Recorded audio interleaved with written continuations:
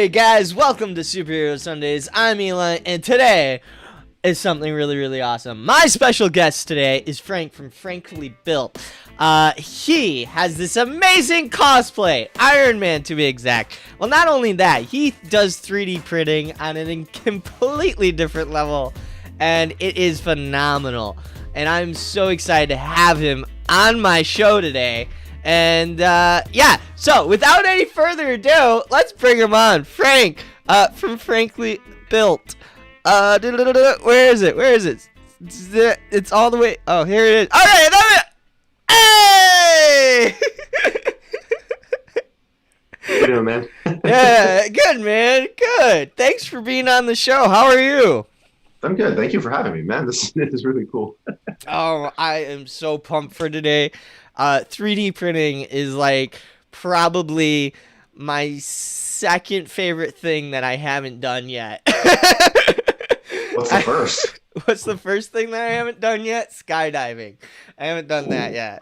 I was supposed to do that before I left England, and Oh, really? timing didn't work out. But yeah, I still want to do that too. Oh, there you go, man. Yeah, Yeah. skydiving. I don't know. I would like to do it like once and just get a plaque and a pat on the back saying you've done it. You've done it. You survived. Right. Maybe as a joke, I'll put on my tombstone skydive now. Maybe. Maybe. Yeah, I'll keep thinking about it. I got time. But man, how is it being back in the States now? Because you were over in England, right? Yeah, I was in England for the past about 4.5 years, and it's weird. It's weird being back. Before that, I was in Japan for 4 years, so we haven't lived in the States for 8. We visited, obviously, family and stuff, but being here, living, settled, kind of, it's taken some adjustment, but it's better than I thought it was going to be. We were kind of like, we want to stay overseas, we like it, but now that we're back, we have a house, we're kind of getting settled in the local area. It's a lot better than we thought it was going to be. Wow, that's surprising considering the past year. Yeah. Well, I think it would have been much worse if we had got back and then COVID happened and we just been like, oh no. But it's been all right. Yeah, you spent 2020 in England, right? Yep. That's kind of what blew all of this up, I think. I was kind of already doing it before COVID, but once lockdown started, I really went, full throttle into it and just was like, well, I'm home, might as well start making even more videos. And it has taken off, man. Congratulations on all the social media success, like YouTube, Instagram, TikTok. Thank you, man. Yeah, the TikTok got out of hand quick. Very quickly. Oh, but it's great. It's great. I love seeing the stuff. You have what, 1 million followers on TikTok, if I'm not mistaken? Yeah. Wow. Yeah, I wish they would all go to YouTube. YouTube is my baby. YouTube's my bread and butter. YouTube. Yeah. Everything else is kind of like an advertisement for my YouTube because that's where the tutorials are. That's where the lessons are, the tutorials, and that's where all the big information is. TikTok's like a teaser. It's like, look at this thing. Go to YouTube. I've been watching your videos on YouTube. They're really good, man. Yeah, and I want to say you're Mark 47, right? It's 40. Is it 47 or 48? This guy? Yeah. Mark 85. 85. Close? I was close. I'm dyslexic, so Close. You're not bad. 39 is the other one that I'm doing, the one that's not finished yet. I love Iron Man. I grew up watching the movies and all that, and I love Iron Man. I absolutely love it. It's a cosplay I want to do, and he has so many suits. How did you decide on doing that suit? I saw it in Avengers Endgame and just I like fell in love with it. Just how it looked. I wish they had shown more of it, but obviously it was an Avengers movie, not an Iron Man movie. Um, Hmm. and just something about it.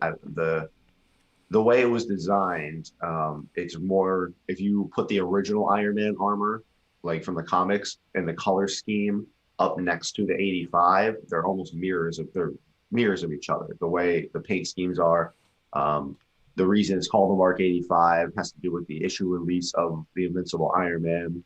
Um, there's a lot of bits to it. It's reminiscent of the original Ditka armor, with like the what is it the biceps and the thighs are really muscly looking on the suit, and then it looks like he has forearm and shin and chest armor.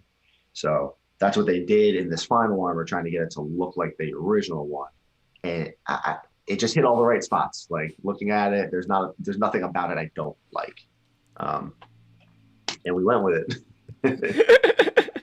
That was it. How long did it take you to actually complete the suit from like start to like finish? Because you've only been 3D printing for what, like 2 years now? It's finished. You who? Huh? Huh? Okay, all right, all right. Well, It's, so you got me there. there's some weird timelines, right? Yeah, Um, I yeah, think if yeah. I In was to this put a particular time, timeline, in yeah, this universe. yeah, in this universe, there's another universe where I made a Batman suit, I guess. Right? Yeah, I saw Dark Knight Rises and just really got into it. But if I had to put a label on it, I'd say it took me about a year from when I like was done, could wear the suit, could do photo shoots, everything I wanted to do for the most part was there. Even saying that though, it was still probably only about 95% complete. It took, let's see, I started printing it end of September, beginning of October ish. And from there, I think the last piece was printed around November.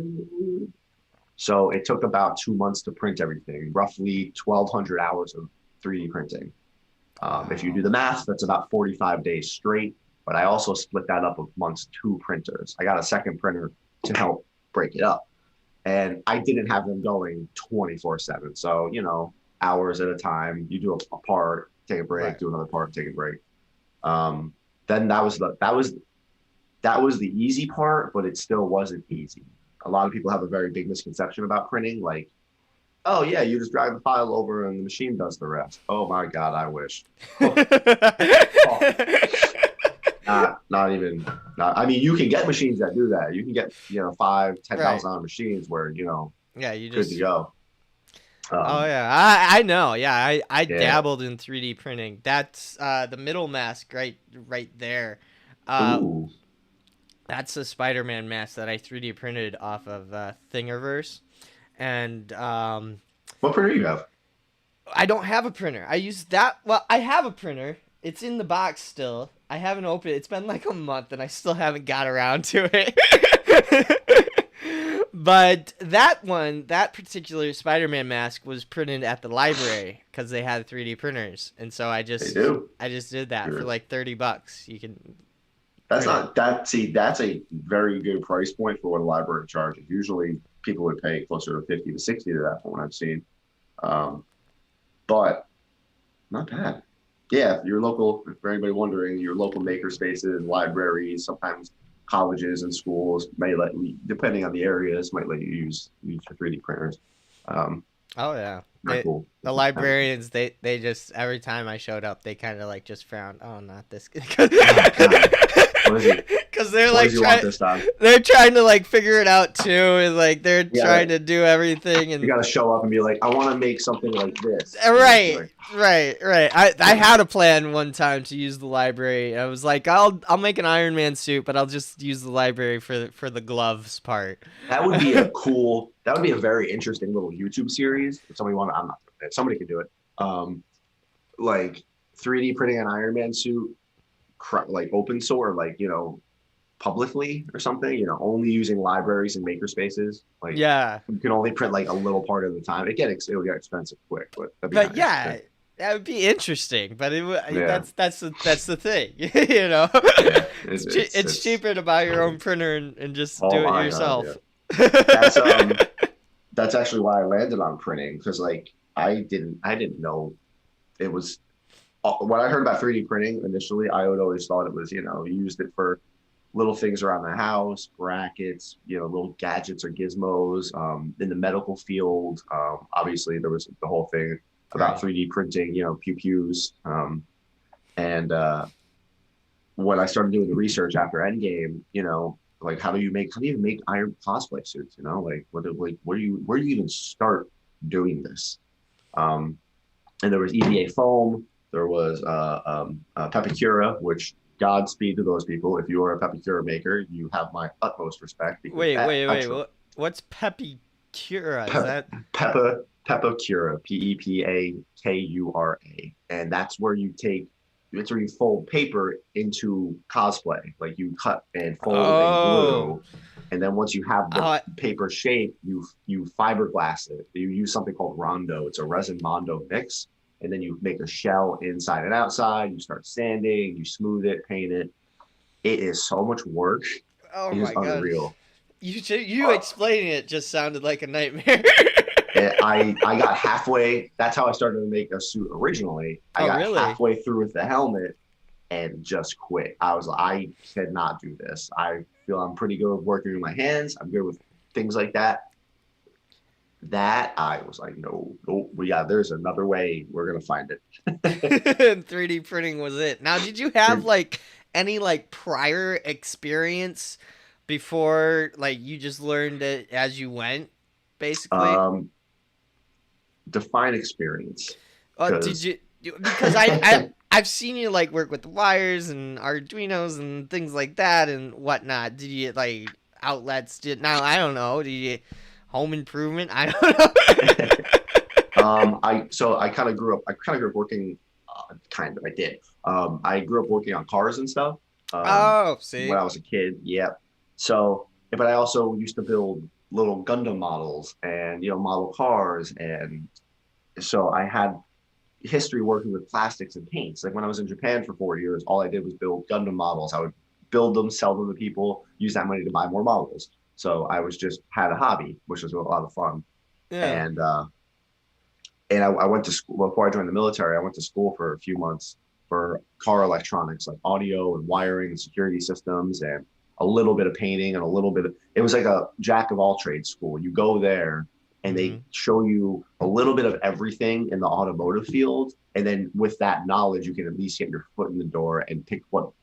Like no one's good at everything in like that car world sense. Like there are master fiberglassers, there are master painters, but it gave you enough of everything to like see what you like. It's like, yeah, I like painting. I really hate fiberglassing, so I'm not gonna do that, but I like painting. So it was a cool little school. So that gave me a baseline to do a little bit of everything. And then I worked at a shop for about 2 years, just doing that. I always liked painting, I knew how to do electronics and wiring and lights, and I just needed the shell. Like that was the thing always stopping me when I was a kid. Like I can paint, I can do all this. How do I get the thing to do it on? Right. And The that bo- was that was yeah, the canvas. the I think chassis, right? yeah, exactly. I need the frame. Like how do you make the frame of an Iron Man suit? Like where do you even start? And 3D printing popped up, and I'm like, I can print this, and it was like real obscure. Um, and I looked, the printer that kept popping up was a Creality CR10S, and I'm like, this is only $500, like, and I will say $500 to make that seem like a little amount. It was just it Right. was like compared to what it was. You're Oh like, yeah. I'm like, wait, Three this is like, thousand, yeah, in the yeah, I'm like, thousands and this is a game console. Like this is right. okay. So I talked to my wife about it because that was a good amount of money to just spend on a thing like that. So I'm like, hey, like, can I get a printer? And she's like, and she got mad. She was like, I can't believe you just asked me that. I'm like, why? She's like, because I tried to get you one for your birthday, but I got so overwhelmed looking at them. Yeah. So my birthday was in June. So for like 2 months, her and her dad were like trying, just Googling, researching. So there's so many. And she's like, I gave up, and and I so I'm like, what's up? that is not where I saw that story heading. I thought she was Yeah, gonna be like, but that's no, she's hilarious that she tried to get you a printer and she's just like, I give up. because I mean, that was 2 years ago, where there Because like was less options. Even now, I mean, there are a lot more. The research can get squirrely. oh yeah, I got like a Render 3, I think, or I think it's called, right? Ender, Ender, yes, an Ender. Ender 3. That's the best. That is. I can't say that actually anymore. What? Wait, That is what? one, hold on. That is one of the best startup printers. Oh, okay. There are two more. There are two little new guys on my list that I can't not recommend them. I've built them. I'm using the heck out of one of them, and it's going. Yeah, I'm expanding from Wait, the reality ones, and there's other options, which is nice to see. And but no, the Ender, exactly. Like, it's not that expensive. If you end up hating the hobby, it's not like you spent $1,000 on this thing. all right. You know. Yeah. And I I mean, see you can pretty much sell them for what you paid for them, honestly. oh, for sure, for sure. I got into like 3D printing, um, kind of like at the end of like MakerBot. Like I was like into it. I didn't buy a 3D printer yet. I didn't like really. I like just like got a bunch of books at the library, started reading them, watching a bunch of YouTube videos, and I was like, oh, I love this. I gotta start doing this. It's And cool. it, It's oh cool my to god, watch. it's It's the so cool. coolest thing. It's like you can make anything, and You it's you right there, like within just like an hour. Uh, the thing that really trips me up is designing things, and like Same. I was like, how? Because I'm so like envious of like the people who just like they just go into a program, and they make something, and then they print it, and they're like, oh wow, yeah, I got this now. I was like, I one day, I don't know how far you've gotten in my videos, or I don't know how to 3D design or model. no, But yeah, I have no idea. Like, I you didn't design any of this, and you that's just it's all not files. They're either free, paid, or I commissioned somebody smarter than me to make the files. Because that's what's ah cool about this hobby. You don't need to know how to do. You don't need to know how to code or program or 3D model. Like, if you can figure the printer out, you're already on your way to making mostly anything you want. Because if it's pop culture or even like a remotely popular thing, or somebody's probably already designed it. So why not go look for that thing first? mm-hmm. Let their hard work pay off, because Right. like, they put the time into it, and if they want to give it up for free, it's because they want to see people make it, and if they want to sell it, it's because they want to make money and see people make it. Like, it's two different hobbies. I think I know plenty of people who 3D model who don't even own a 3D printer. They just like 3D modeling. So when I go and make one of their swords or props, they love it. Wow. They're just like, they love seeing that, and because they're not making it, they're designing it. It's a cool little thing to be in. Like, I want to learn how to 3D model, but you don't need to know how. Most of Right. 95% of the things I made, like, man, I really want to make a Captain America shield. Well, somebody already did it. So why am I going to go and learn to model it Right. when it's already there? It's I already can put there. more. Yeah. Yeah. And then the things that weren't made, I have buddies and friends now who 3D model. So Just like why going to not? the grocery store. Like, why do make this when it's already packaged and it's already here? Yeah. Yeah. And some people frown on that, and I don't care. Like, Frown they're on it? What's the frown about? It's all a you collective. didn't We're all in you this didn't together. design it. You didn't design it. It's like, okay, cool. Did you? No, you didn't print it, fit Right. it, paint it, wire it. They're just on Oh, their okay. keyboard just typing away and just Yeah, like, yeah. yeah. It's Put there put your are money where your mouth is what I say. yeah. Right? It's oh, absolutely. It's fun. Like, Oh my I god, yeah. think between Thingiverse and Fangs, and My Mini Factory and Colts 3D, and Do 3D has some free files. Nico Industry has some free files. Like, you can find, and there are some gems out there. There are some people releasing 3D files that shouldn't be releasing them for free. Like What? like they're beautiful. Like there are some files at Thingiverse you'll download. And you're like, this is incredible. Oh, This is you got to incredible send work. me those links. I want to see You them. got, I mean, like one of my Captain America shields. There's a couple things from like Ratchet and Clank that like are really good files. Like you'll find some diamonds in the rough sometime. Um, and you're just like, you should be selling these. But obviously, that's not for everybody. Some people just like designing, and Right. sure, that's totally fine. Do Kind what makes of. you happy. Yeah. Oh, yeah. You gotta do what you. If you don't do that, what's the point of living, man? Yeah, look at me. That's right. Uh, now you made like a lot of stuff, in more than Iron Man stuff. You made like some amazing like swords, helmets, a lot of helmets, like a lot. There's more on the way. A lot more on the way. More on the way. And so basically, so what's now my biggest thing is like how do you get it like smooth? Like I've heard like wood filler and like things like that and sandpaper. Do you literally just for hours on end just like sand it down? If you want to waste hours sanding it down, absolutely.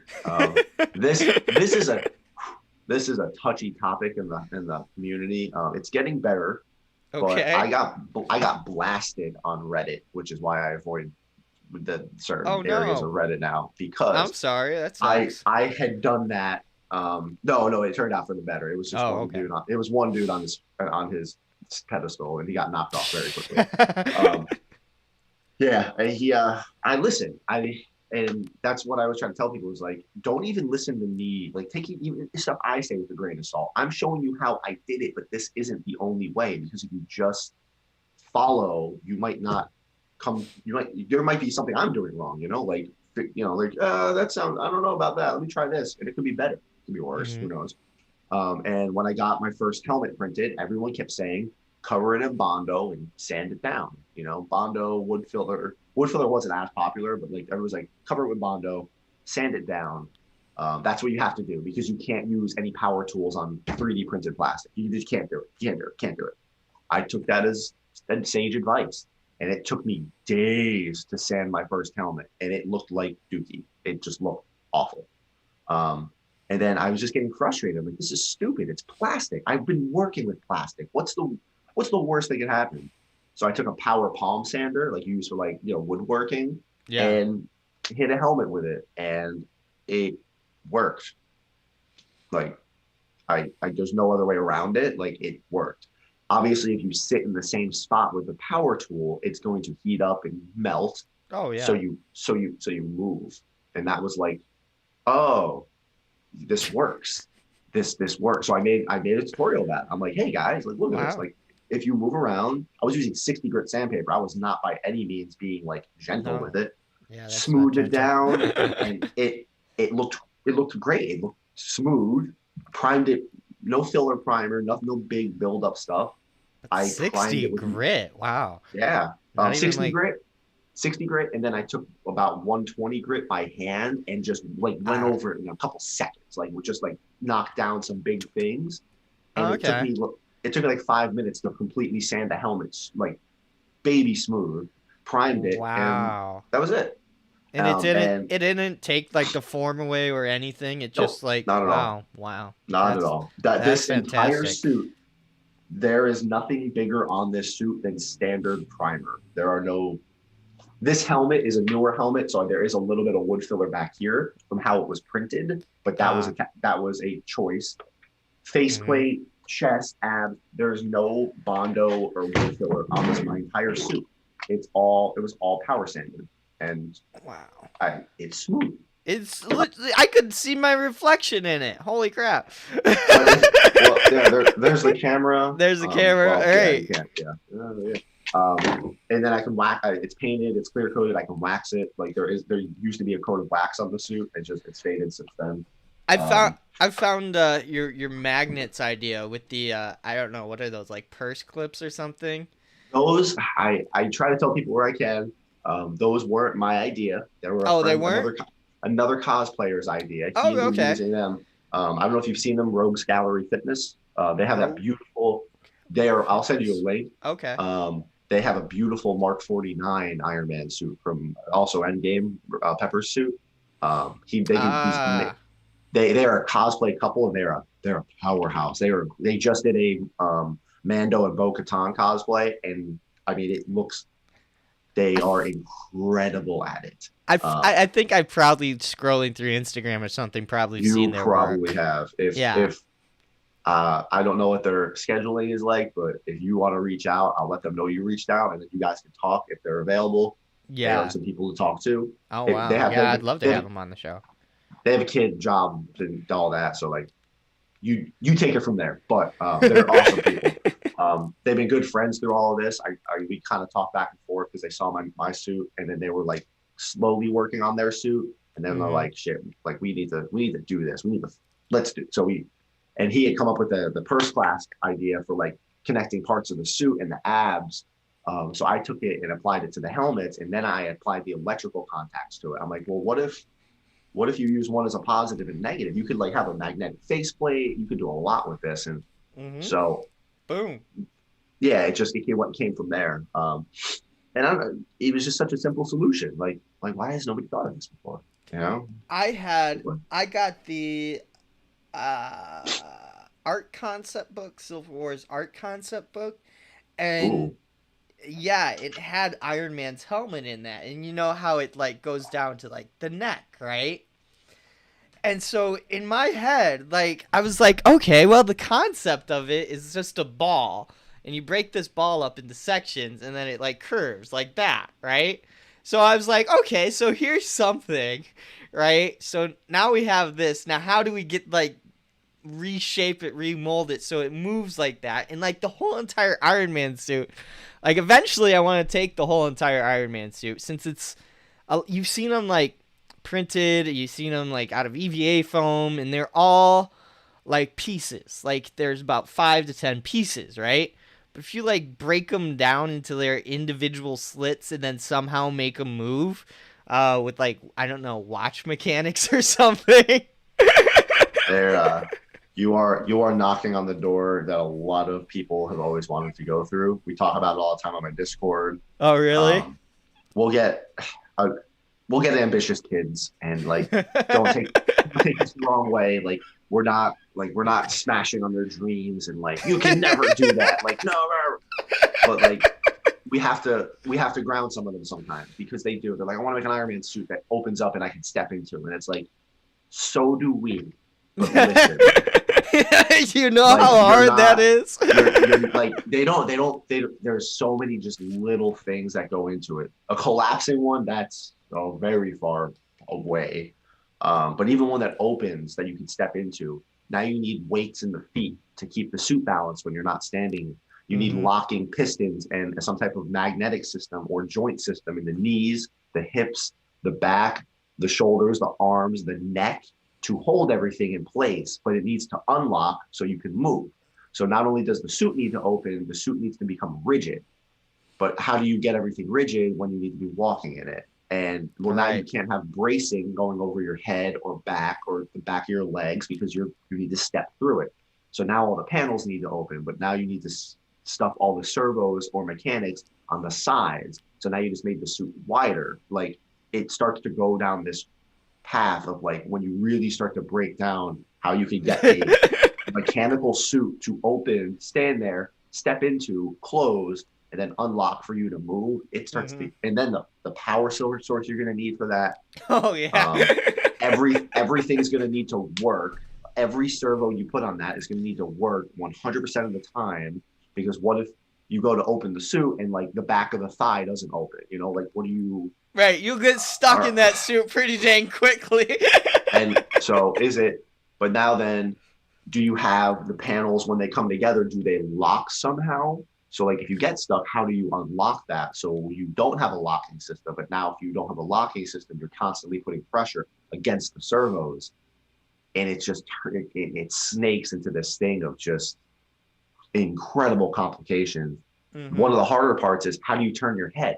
How do you turn your neck and head if Well, the helmet needs to open and the neck needs to open and be attached to the chest? right. So like Now here's like a weird weird thing. I don't know even if this is possible. This is just my weird brain going. But so what if there's like a magnetic ball system, right? And then you send an electrical current through them, and then they can move, right, in any direction, right? And then you have plates, right?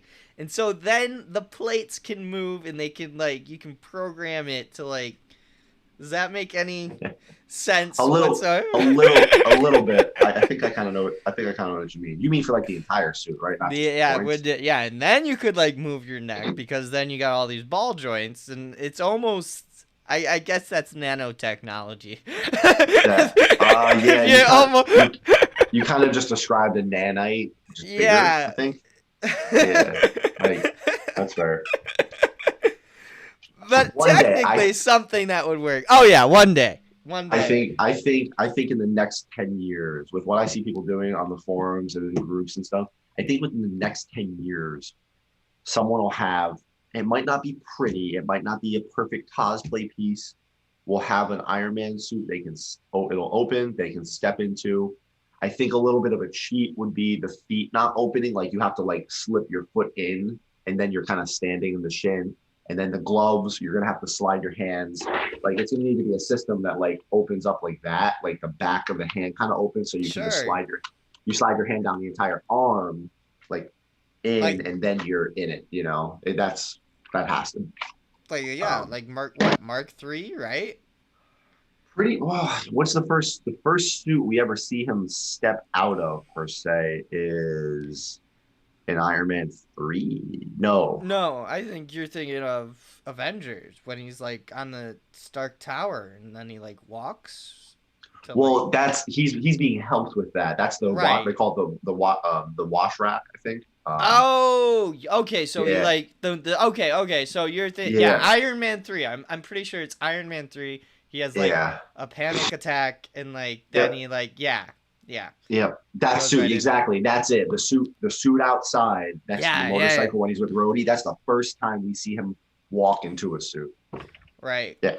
He didn't walk out of it, did he? No. Well, he flew away and then just had a panic attack. Yeah. That was it.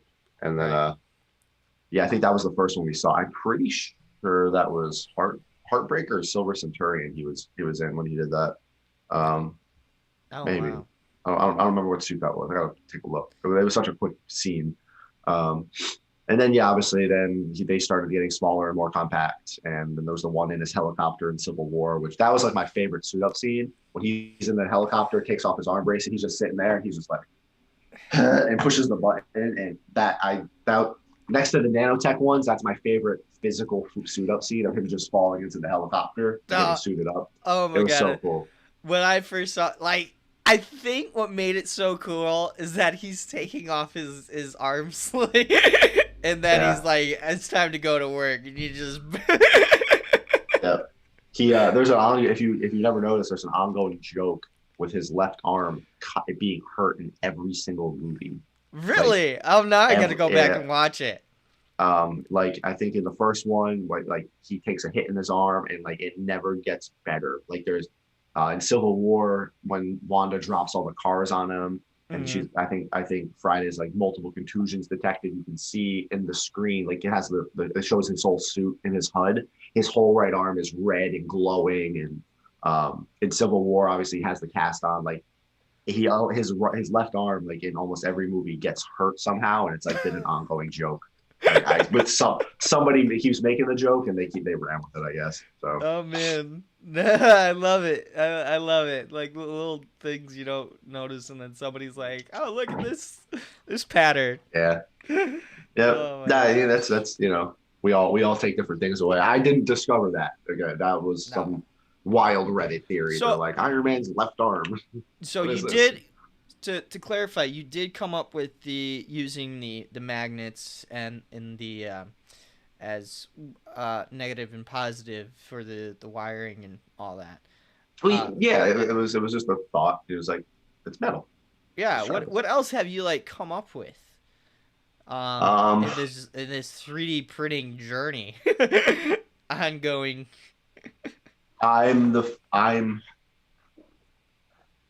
it's hard to say first because there are also people who don't share. Oh yeah, I'm, yeah. it's hard to ever say I'm the first. I'm louder.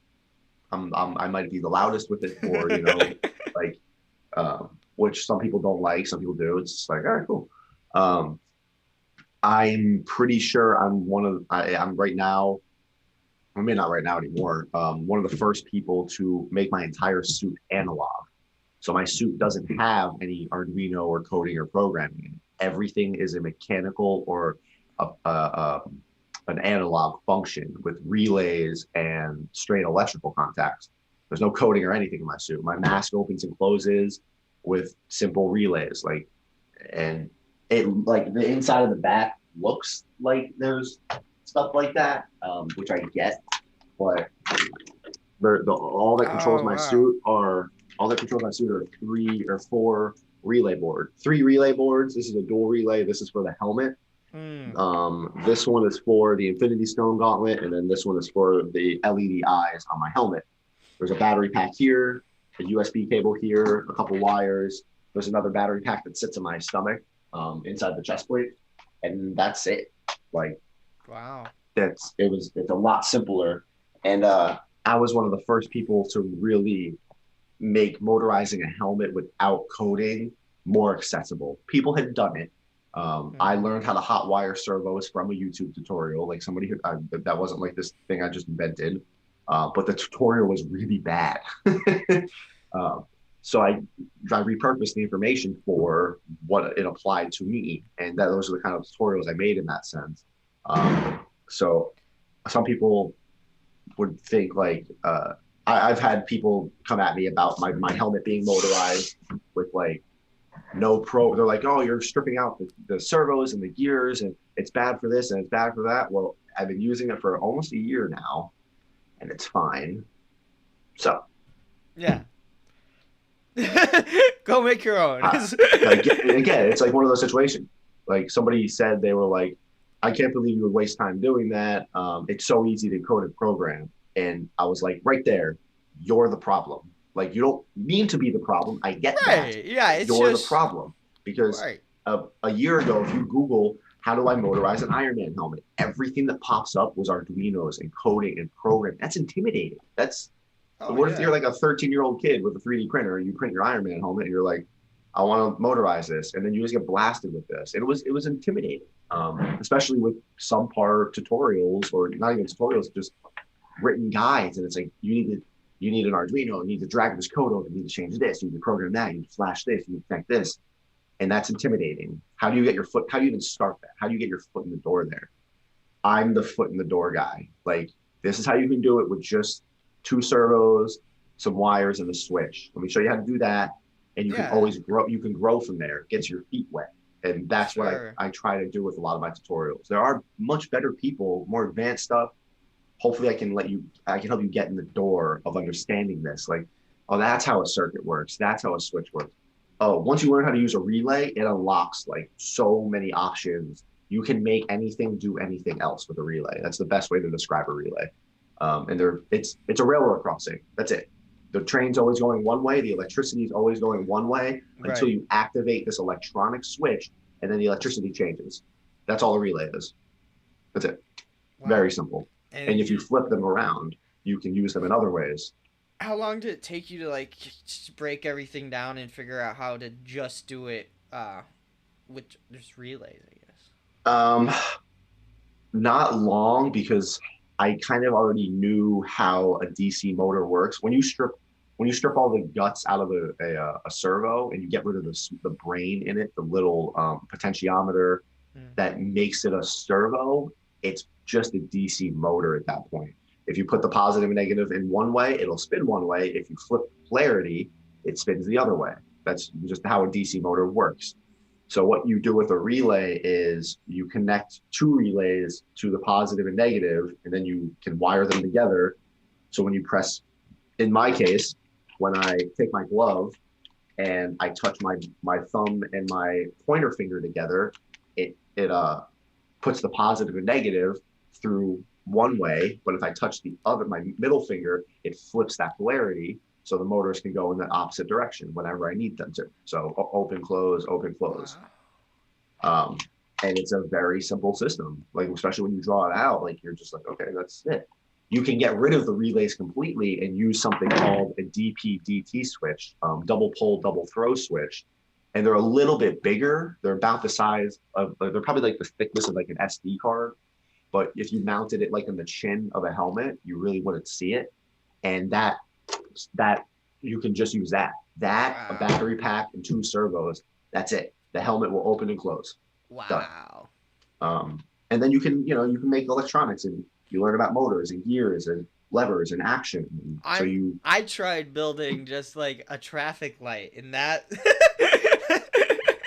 I was like, I wired it, and I did all the wiring, and then like one light turned on, and the integrated circuit chip, the 555 chip, just, I don't know, maybe the capacitor, it was something didn't do it right, and I was like, I give up. I just it can definitely be aggravating. I've had my bugs. What's cool about this type of system, though, going analog, is there's a lot less bugs to work out. You've just eliminated an entire brain worth of bugs by removing the coding. I'm much more limited on what I can do with my suit. I can only turn lights on and off and make motors move. I can't do flicker, fade on, light flashing, pulsing, sound effects, stuff like that. Mm-hmm. But again, it's entry level. I was able to do it. I was pretty proud of that. Everything works. That's it. If something breaks, it's because the battery died, the light died, or a wire broke. There's nothing else really that can go wrong. So. Wow. So it's not. I like it because it's simplistic and it works. Yep. You don't have to think about it. You can have fun with it too. You don't have to be Exactly. like overly frustrated. And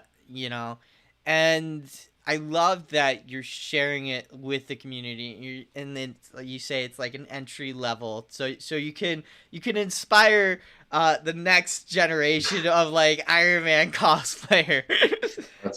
We see it. Me, Emily, our friends Kiara and Danny, who are also Iron Man builders.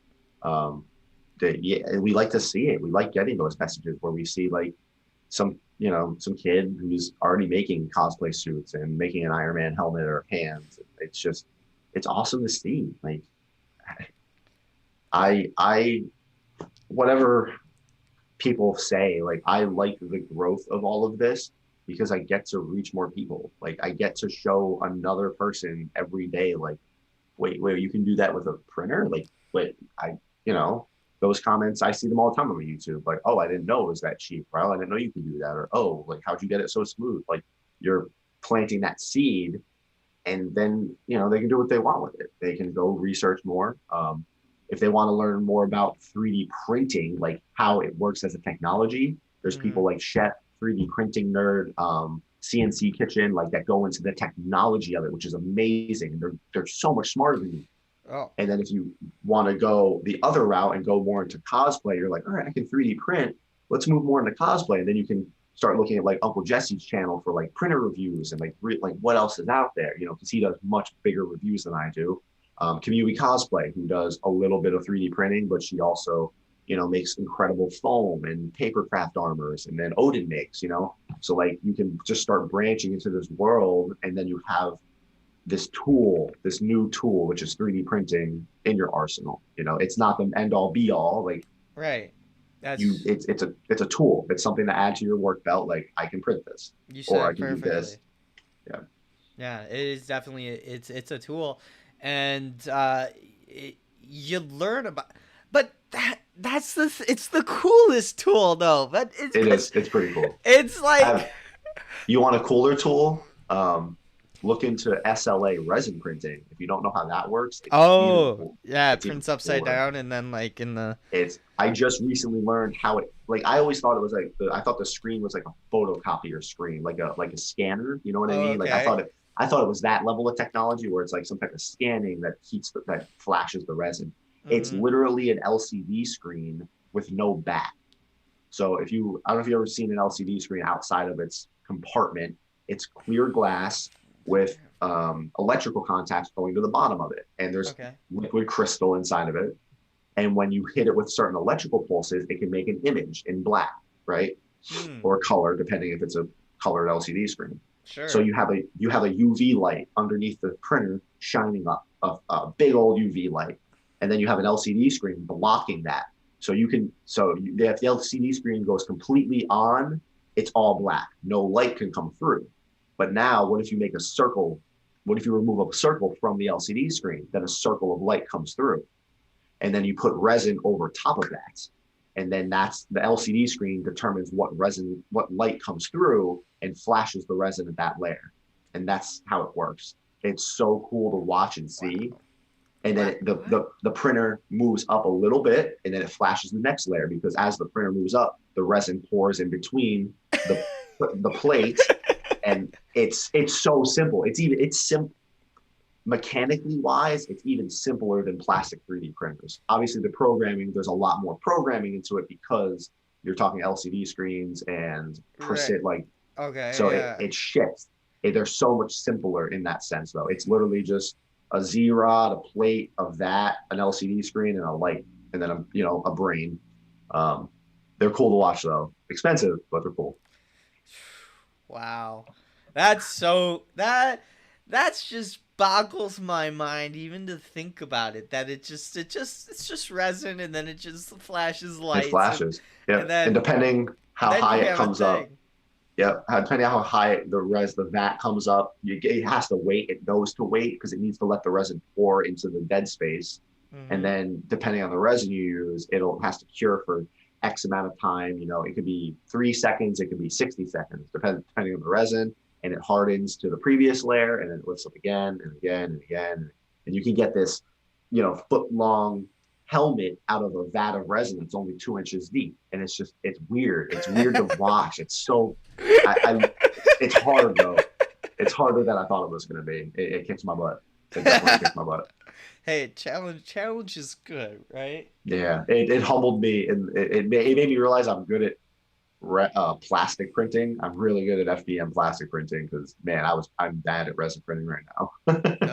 And I just this whole entire chat just makes me want to like just rip open the box of my 3D printer and start 3D printing something. You're not the Uh first person to tell me that.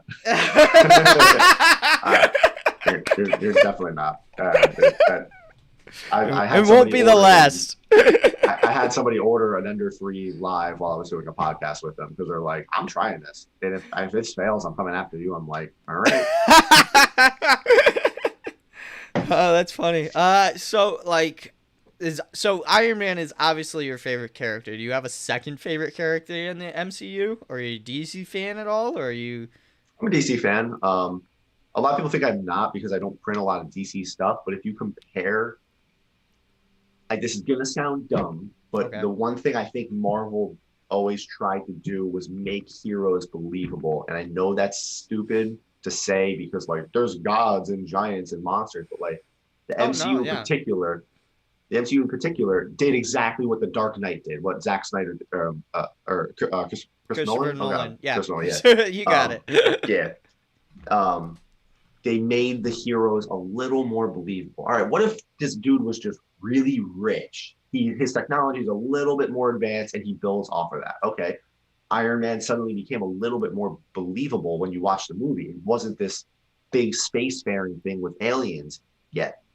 Hmm. Um, Captain America, like, all right, like, everything. If you just remove Red Skull and Captain America from that movie, it's just a World War II movie for the most part. There's war and combat, and like, oh, they figured out a super soldier serum. All right, cool. Right. You know, um, and what's nice about movies like that is they don't try to throw this made up science in your face. Star Wars is usually like that too, where just if there's a technology that doesn't exist, just say it exists in there, but don't try to explain it, because you're going to make it look worse. Like, hey, we have faster than light engines, right? Don't Hmm. try to tell me how it worked, like, because it doesn't exist. So by you trying to then make up a plot point that's like it works like this, you sound dumb now, because that doesn't exist. Just say FTL engine, we'll buy it, continue with your plot. Use it as a plot device, not part of the story, if that makes sense. Right. And And I think, right, yeah, no, I get what you're saying. Yeah, yeah, they definitely ground it in reality, and the thing that they that really made Iron Man like so believable was the first suit. I think, Exactly. Exactly. because It was just it's so advanced. homemade. Yeah, it was Yes. advanced and it was so homemade that you're like, oh, I could do that, you know? Yeah, like you're like, okay, like what if there was this super smart dude trapped in a cave? Okay, Right. now he's back in his workshop and he's also super smart, like, okay, this isn't that far fetched. And And he I, never explains the yeah, technology. He never like you never see like under his house where his workshop and you don't really learn much about Jarvis. Like you don't, it's just there. And you're like, yeah, all right, he has the technology to make this. So he made it. All right. Okay. right, Well, we're here. yeah. And I think that they did a good job with that. And then obviously you get to like things like Thor and Doctor Strange, where that's magic and you're still okay with it. You're like, all right, it just exists. And I hope they bring back the science. I know I'm loving everything they're putting out, Loki and all that. I mean, even Falcon and the Winter Soldier, they didn't have much science I or get that. yeah, you know, I get that. you, That you, would be cool. I'd to watch that. yeah, to bring something, mechanical, because I think the first Iron Man movie like just like made this entire community of like makers. We got 3D printers, we got people like you just doing this stuff. And it's all like I guess came off of like that first Iron Man, the buzz and that feel of like building something, you know?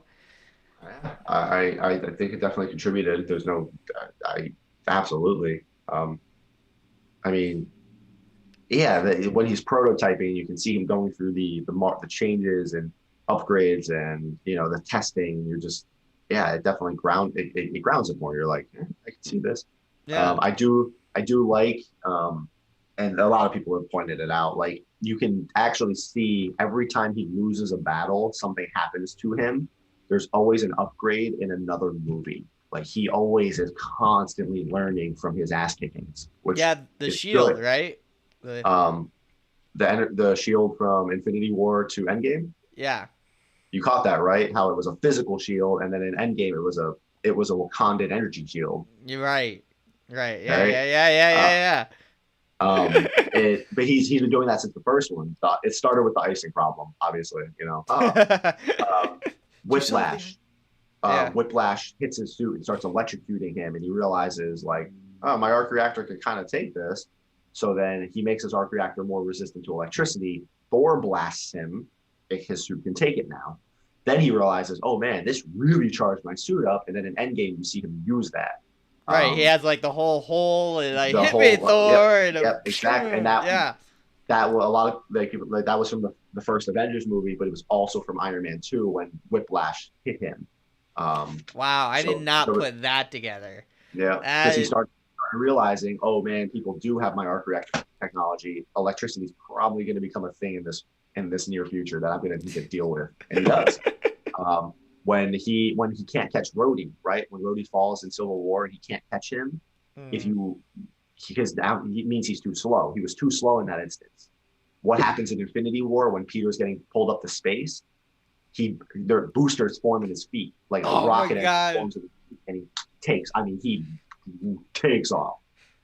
So there's always constantly these little bitty upgrades, and I think he's that was always like one of the moments I saw and Infinity War so many times in theaters. I think I saw it like yep. 5 or 6 times in theater. It was so. I think I saw just it. I think I just saw to see Endgame it. like 3 or 4 times in theaters. It was so good, and then yeah, just I like that they carry that through with him constantly just learning little bits and bobs.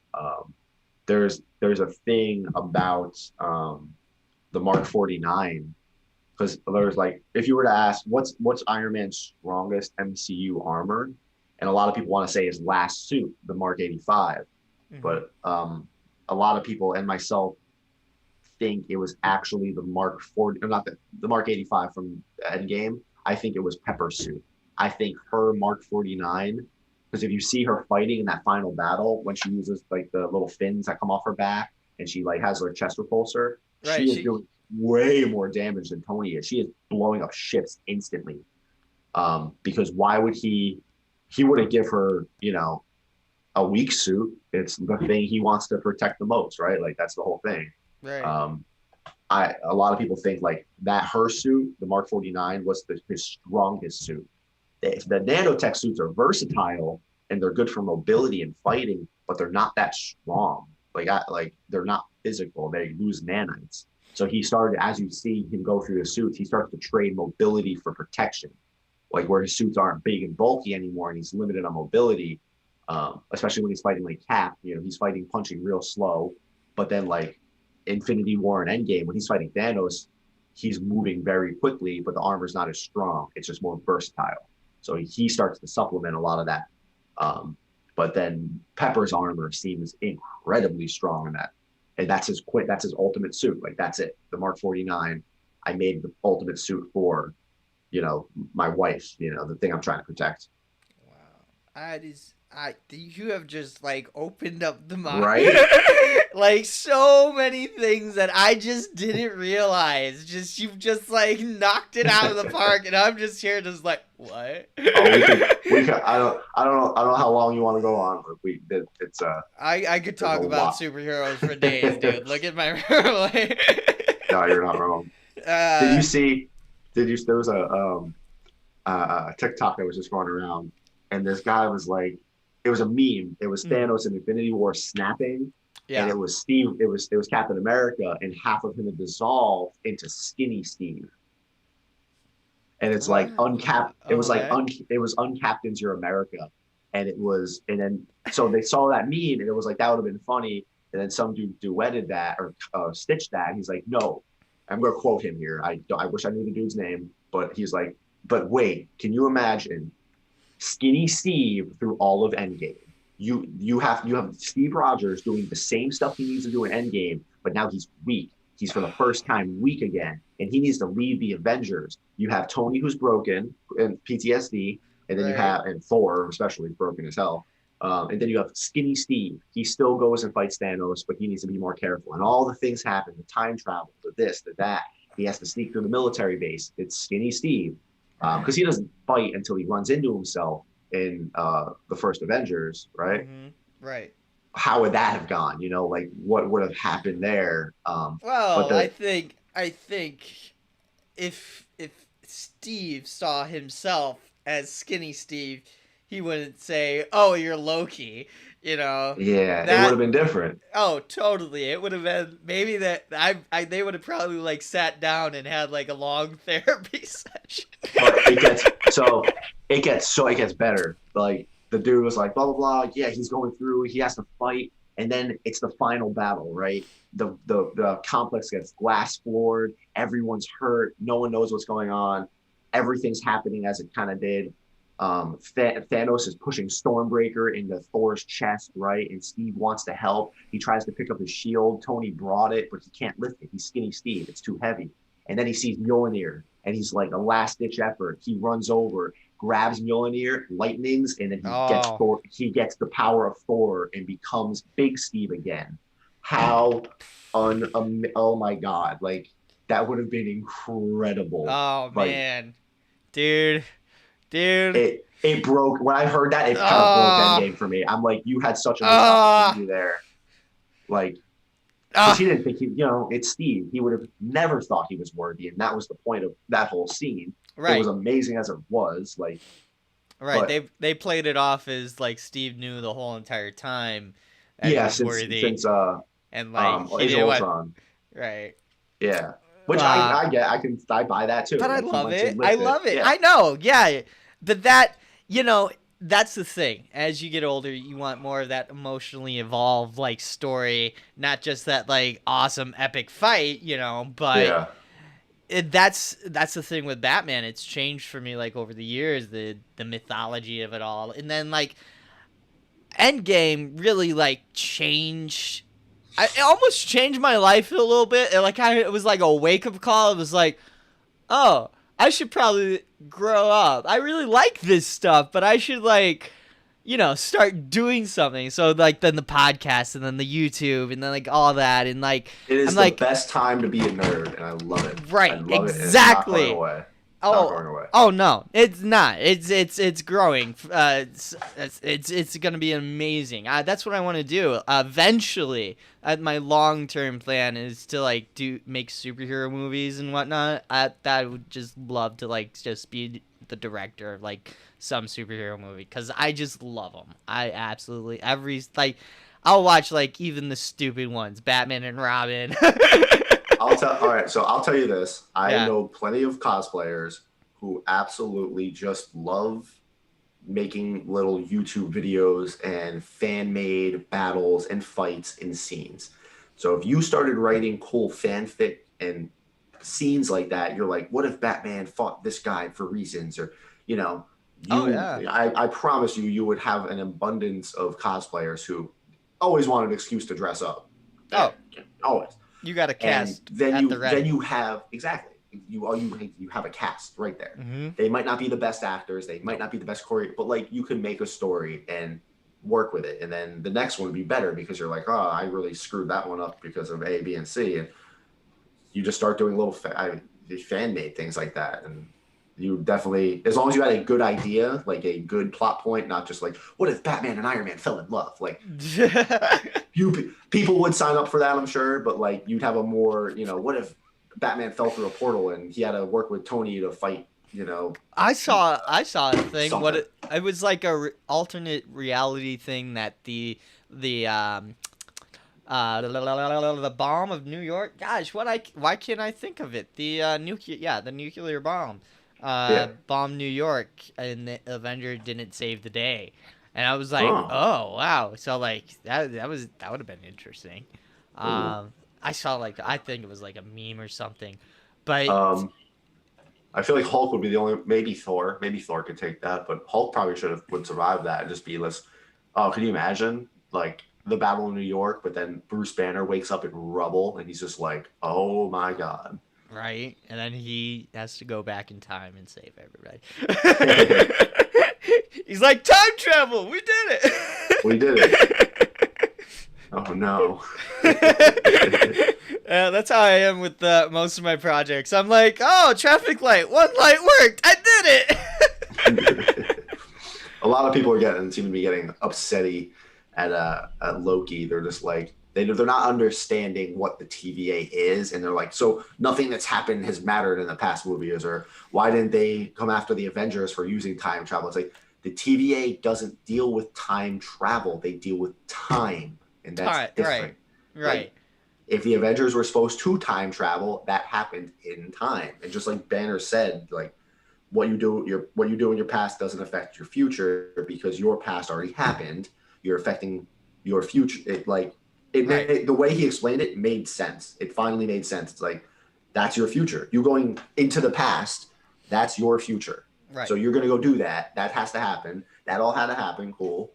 And then they're like, I saw some people complaining, like, but like Loki picked up the Tesseract. Like, yeah, he just wasn't supposed to do that. Him doing that would have caused a bad timeline, and that's what I think people are getting confused about. They're like, it's a Nexus event, so it's a bad timeline. Yeah, like that's right now the whole thing is like that's what the TVA, that's what the timekeepers dictate, and that's kind of the point. It's not a. I think the Loki show is going to reveal that the timekeepers aren't like what they say they are. Like, oh, because they keep trying to stop these events from happening, these variants, right? Right. And they've put it on all of the TVA that's a bad thing. Like, we can't let that happen. Reality will shatter. The time. I think that's a front.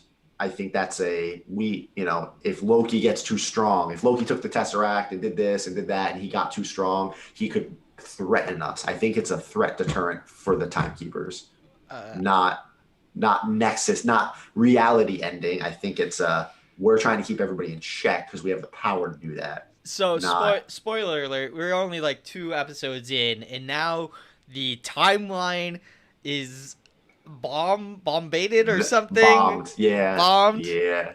And I think that's what's gonna reveal it. I think that's what's gonna be like. I think one's gonna break red, and like nothing, what they said is gonna happen is gonna happen. I think they're gonna be like, wait, why didn't reality just end? Right.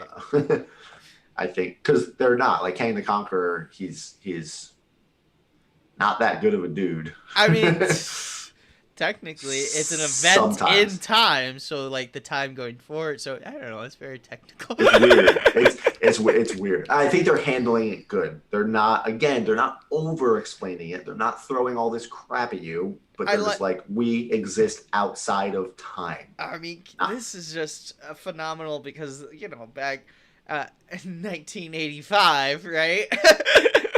It was just Right. going back in time was fun now. Now we have the entire timeline. Yep. You know, That's it. Gotta figure it out. the We gotta figure it existence of out. time, Pompeii, That's you it. know. Oh It's my god, it's so that much was fun. funny. The Pompeii scene, that was funny. Mobius just was trying to be like, can you just start whistle like a bird? And Loki just starts freaking out. He's just like, nothing matters. You're all gonna die. Yeah, that was cool. That was a cool way to test it, and just we're starting small, mini apocalypse, Pompeii. Mysterio 3D asks, are you going to 3D print Lady Loki's crown? I kind of don't hate it. I did Wanda's crown. Hi, Mysterio. How are you? I know him. Oh. Yeah, he.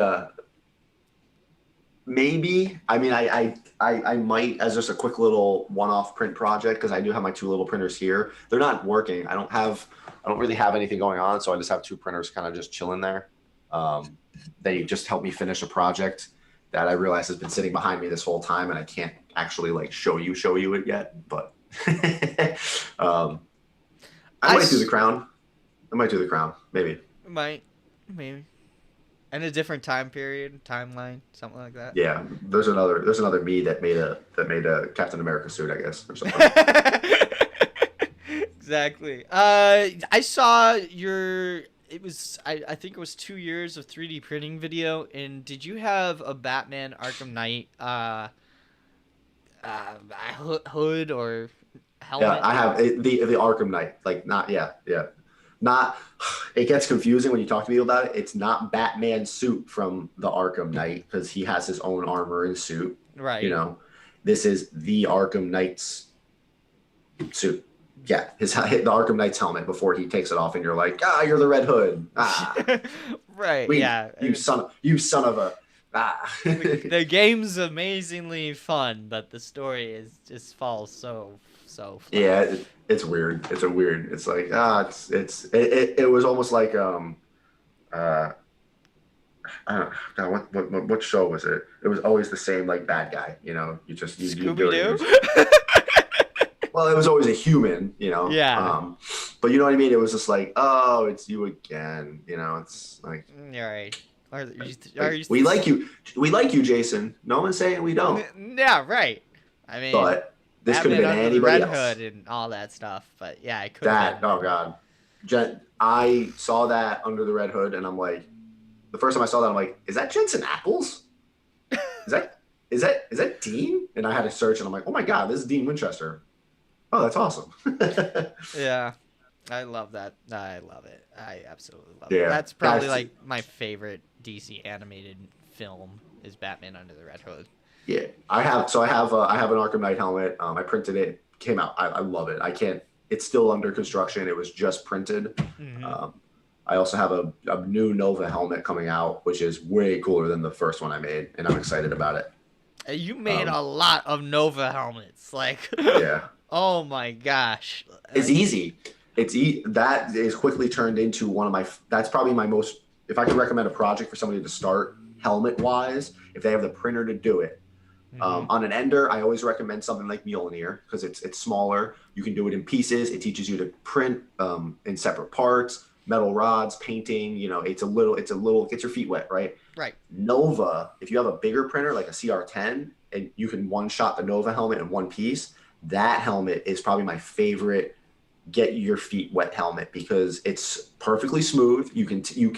There's no reason that helmet shouldn't be shiny. Because you can take your time sanding it. There's no details. There's nothing you have to worry about burning through. It can teach you to paint. You can do the electronic eyes, and you can put the star on. So it's again very simple, gold and red. Nothing crazy, and it gets your feet wet. Right. With the Mjolnir, there's like no supports or anything like that. I mean, well, pretty much not. Yeah. No, you don't. If you get the hammer that's cut down the middle, you can Yeah. print those two pieces standing straight up. That's it. You print the handle, Yeah. two pieces, three pieces. That's it. Fuse it all together. And again, Mjolnir is one of those other things where all four sides are flat. Take your time and sand it down to, because I'll see people finish their Mjolnirs and you can still see that seam line. It Mhm. looks good, but Right. you should look at that and be like, I can do better next time. Like I always tell people you should, when you're done with your newest project, you should hate your last one because it was so much worse. You should. You I should. You love should it. be No, I love your that. I love yeah. it. You should be your own worst critic, like that's it. Like always try to one up yourself. Now you don't always need to do that if you're just making another thing. Like I Hmm. make plenty of Iron Man helmets. Like I'm not every single one is gonna be my Mona Lisa. I know that. Sure. But if I wanted to go and really put the time into a new one, it better be better than my last favorite one. Like I will try to do that. No, yeah, you always want to challenge yourself to get to the next level, you know. Exactly. That's the game, man. That's the end Yeah. game. I I don't know if you've seen my newer battle damaged Mark 85 helmet, the one that's on the mantle with like the shield and Stormbreaker. Ah, yes, Um, yes. that one, that's my seventh or eighth battle damaged helmet, and the reason that one, I love that one. That's my favorite. The reason that one I think came out so good is because I saw somebody on a Facebook Iron Man group. His name is Mike S. I won't give his last name out because that would be rude. But he posted a Mark 85 helmet with the most incredible paint job I've ever seen. It just looked like metal. Wow. It changed my life because I saw that and I got angry. You got angry? I got angry. No. I'm like somebody did that. Like that's a real thing somebody painted. Now don't get me wrong. Like this isn't. There's some people will see stuff like that, and I've seen this happen where they'll get jealous and they'll try to start knocking it down. Like, well, it's because you had a really fancy airbrush, and it's because Oh, you sure. did this. Yeah, And it's right. like, why are you trying to bring him down to your level? You need to catch up to him. Oh, You're looking at this the wrong way. So I saw that. I got angry, and I'm like, if he could do that, I could do that. dude, Like, I'm a professional magician by day, and I'll constantly get people saying, "Oh, I watch Penn and Teller and Fool Us, and Now You See Me and all this," and I'm like, "Oh yeah, I've watched Grey's Anatomy." yeah, I understand. That's it. You know. I, I said that to somebody one time. I'm like, I got mad. I even said it to him. I talked to the dude. And I'm like, hey man, like, how did you do? Like, what'd you use? And I was Right. like, I got angry. Like, I got jealous. And jealous has a bad feeling on it in the cosplay and making community. It's like, Sure. yeah, I'm jealous of that helmet. I'm jealous of you that you did that, and I want that. So instead of trying to tear you down and like, it's not that good. He used no, like catch up. Right. Like Yeah, shut up. you realize Catch like up. this feeling is like instead of like putting it in a negative, Exactly. zone, you put it in a positive learning, want to accomplish more type of tone. Yeah, Exactly. I love it. I love Exactly. it. You have to. I'll see people. There's people with better Mark 85 suits than me, and I see them. I'm proud of them. Yours Like is that's pretty awesome. dang good though. I think you're the first one I saw personally.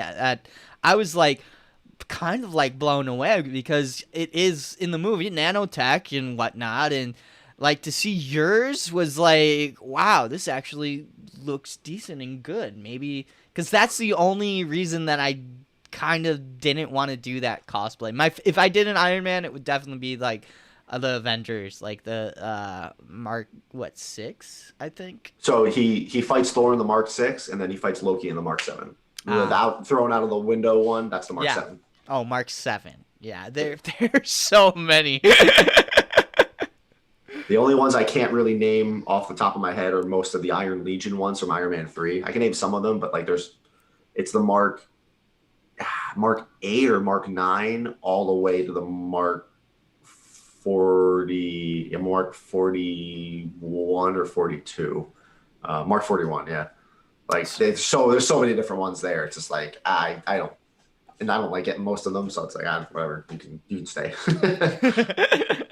All right, Frank. So to wrap everything up here, do you have like any big plans for 2021 in 3D printing or Iron Man, or like a goal that you're gonna accomplish this year? Yep. you're like, yep, I do. Yeah, see ya, bye bye. There's a lot of there's stuff I can't tell you about. But, What? No, how come? Is it like that? It's secret squirrel stuff, man. I gotta keep You some gotta, secret. you gotta I keep. have Oh, Yeah. Oh yeah. I have a couple of things. I have a project that only my patrons know about and will only know about for the next couple of months until it's done. I have projects they don't even know about.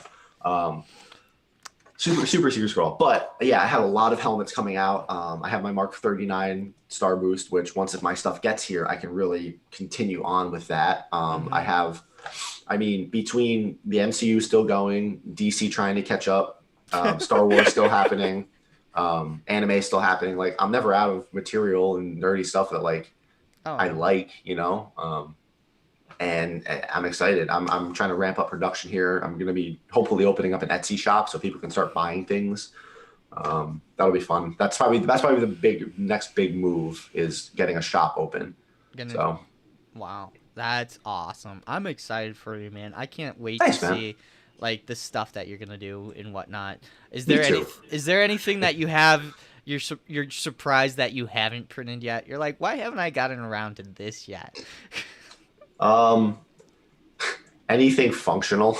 You haven't printed anything functional, like it's just all cosplay or like props. The first functional thing I printed was a SD card holder.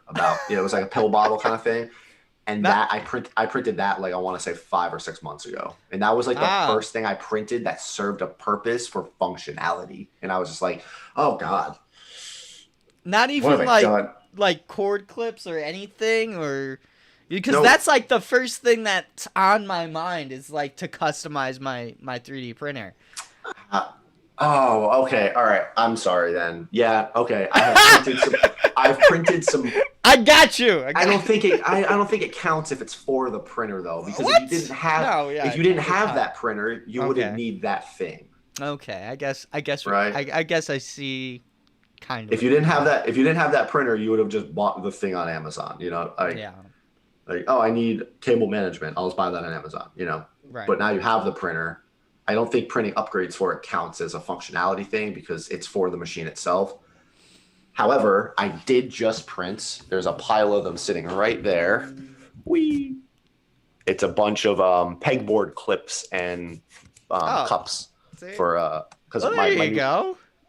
So I went through Thingiverse and pulled like 20, 30 different designs for organization, pegboard, tool holders, because I have the bigger garage with a pegboard, so I want to start customizing and organizing that. So that's what I'm printing right now. I'm not printing cosplay stuff. I'm printing organization shelves and stackable shelves and tool holders and cable management things for the garage.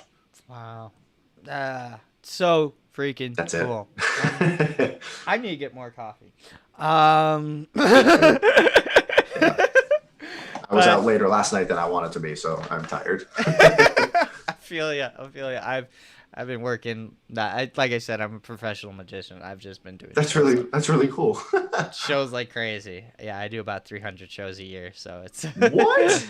Yeah. Who are you? Wait, who are you? Wait, I need to podcast you. Who are you? Who am I? I am vengeance. I know. No, yeah, I do about 300 shows a year. I travel around the country. I've been as far away as Italy, China. Isn't Italy great? Italy is fantastically. Isn't Italy great? The food, the people, just the only thing is the organization and the beauty of chaos, I guess. Dude, you just described Rome. Yeah. That's where I was. That's exactly where I was. Oh man. That city's crammed. Oh man, it's just great. But the people, oh my god, the people are so nice. Have you been to Japan yet? I haven't been to Japan. I've been to China. Tokyo needs to be on your bucket list. Tokyo is the best place in this planet. It is incredible. Really? Yeah. Here it goes. Wow. Okay. All right. Tokyo. I'll put it on my list. Incredible. Thanks. Yeah. Thanks. And the food. Japan has had the best food I've ever had in my entire life. Really? Really? Because wow. Yeah. my worst food experience was definitely China. Oh god, that was just like the worst experience ever for me. I did not eat. If it was chicken, I was like, oh my gosh, this is amazing. That's fair. Anything else there, I was like, oh god, no. Japan can be like that, but at the same time, there are so many ramen and rice and noodle and curry places. You're good. You're solid. Yeah. Oh man, that's out. Oh man, that's making my mouth water just thinking about it. Same. It has been fantastic just like geeking out with you and talking about 3D printing, Iron Man, Marvel, and Absolutely. all that stuff. Thank you for coming on the show today. Thank you for having a show and inviting me. Yeah, man. It's been great. If you ever want to do it again, I'm here. Oh, for sure. We're definitely. Once I start 3D printing and have my own Iron Man suit, we're gonna totally geek out. It's gonna be awesome. Yeah. All right. Thanks, Frank. I'm gonna click off to the music and all that, and you have a fantastic rest of your day. You too, sir. Thank you very much. Yep. All right. Bye-bye. All right. Well, guys, thanks for joining us this hour or longer than that. Man, we really it's 11:21. But thank you for joining us today. We cannot do it without your support.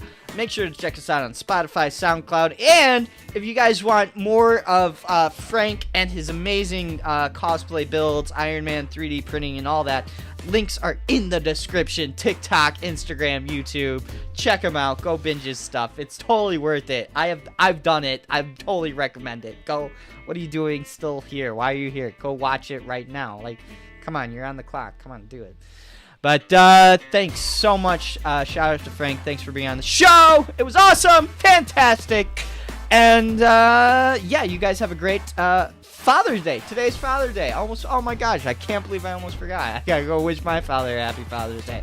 And on that note, make sure to comment, like, and subscribe. I'll see everybody in the next video. You guys have a fantastic day. Peace. Peace. Peace. Peace.